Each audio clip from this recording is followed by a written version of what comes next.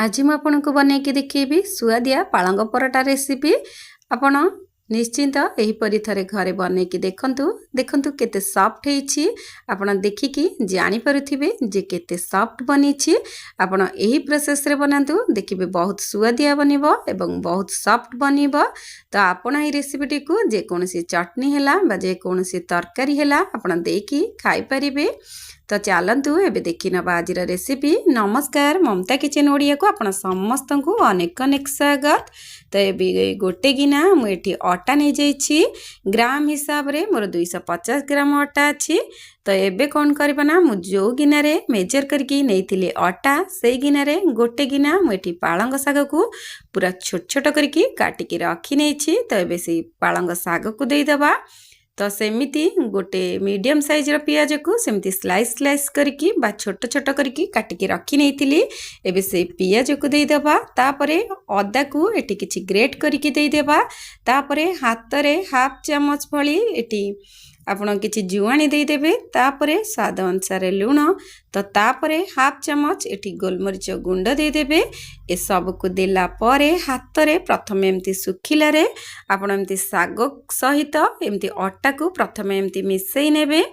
कहीं सागरे आमर जेहेतु मॉइस्चर थाए से आपण एमती प्रथमे सुखिला रे ही मिसेबे। तापरे अल्प पानी देकी हल्का रे आपण एपरि चकटी नेबे।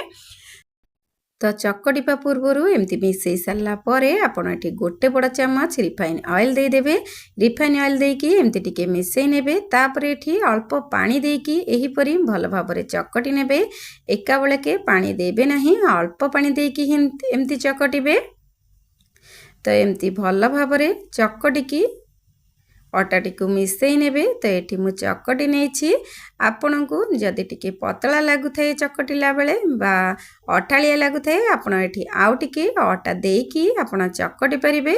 तो ये मु चकटिकी रखी नहीं। तो एबे कौन करबा ना एबे हाथ रे टिके एमती तेल लगेकी आउ टिके एमती एपट सेपट करि नेबे। तापरे 15 मिनिट पाखापाखी एमती कवर करके रखी नेबे। तो मुझे एबे कवर करके रखी नउछि।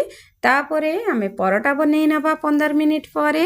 तो एबे मु आपन को 15 मिनिट परे देखौछि।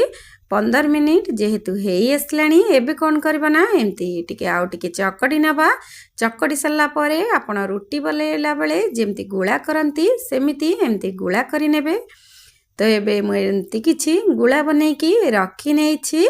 तो एबे चलंतु एहा को बेली नबा। आपण जेमती रोटी बेलंती आपण को सेमती बेलिबार अछि। तो आपण को एठी गोटे जिनस ध्यान रखिबा को पड़िबो। आपण बेलिला बेले बेसी पतला करके बा बेसी मोटा करके बेलिबे नहीं। एहीपरि आपण अटा चूना लगे कि दुई पट साइड को एपट सेपट करके भल भाबरे एमती मीडियम साइज रे आपण बेली नेबे। बेसी पतला रखिबेनी कि बेसी मोटा रखिबेनी। देखंतु मु आपण को जेमती देखौछि आपण सेमती ही बनेबे। देखिबे आपणकर एही पालंग पराटाटी पूरा नरम बनिबो एवं खाइबाकू मध्य बहुत बढ़िया लागिबो। आपण निश्चिंत एही स्टाइल रे बनांतु एवं संगे संगे गरम गरम बने की खांतु। देखिबे बहुत बढ़िया लागिबो।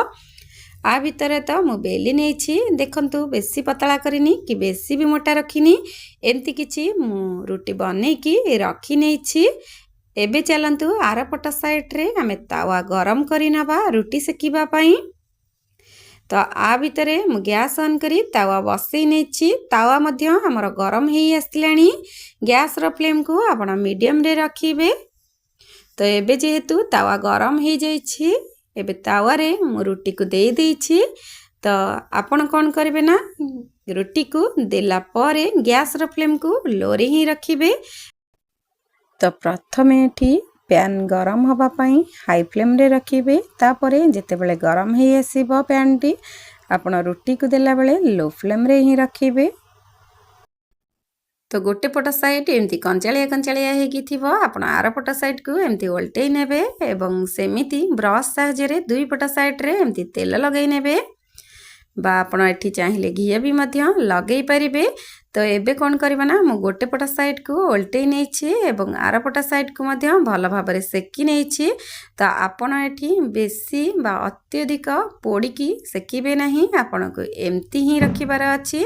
बास केवल हल्का आपणकर एमती ब्राउन कलर हवा दरकार बा दुई पट साइड भल भाबरे जेमती परटार सेकी ही जाए सेमिति ही आपण बनेबे।